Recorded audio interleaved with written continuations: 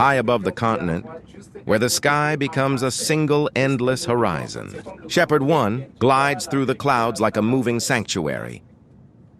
Inside, the air is calm, yet charged with the weight of something rare, a moment when history pauses to speak.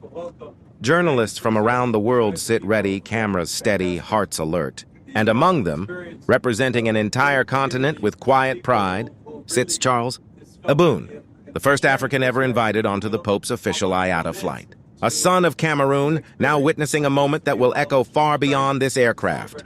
Then the cabin shifts, a gentle stir. Pope Leo XIV steps forward, humble, calm, carrying the presence of a man who has listened to the world and still believes in its goodness. He takes the microphone and the interview begins. Questions rise one after another, each carrying the concerns of millions. And then comes a moment that draws every eye. A journalist asks him to speak in French, a gesture of respect, a bridge to the Francophone world watching closely. But the Pope smiles softly and answers in English, not out of refusal, not out of distance, but because he wants his message to travel as far as possible. He speaks of faith, not as a doctrine, but as a force that survives storms. He speaks of resilience, the kind that lives in the hearts of people who rise again and again. And he speaks of Cameroon, of the warmth, the hospitality, the humanity he witnessed in its people.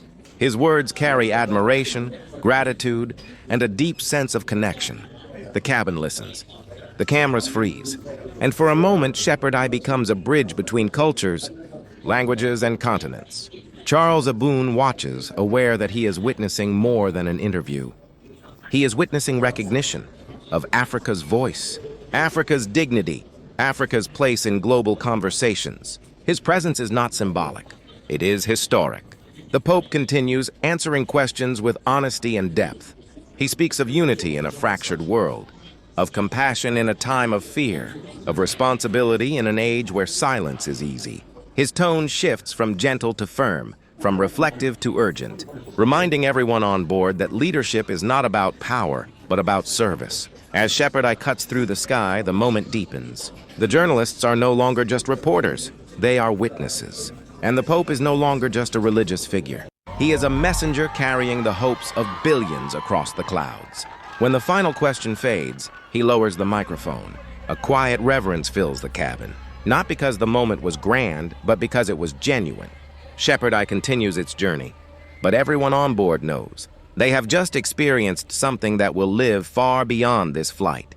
This was not just an interview.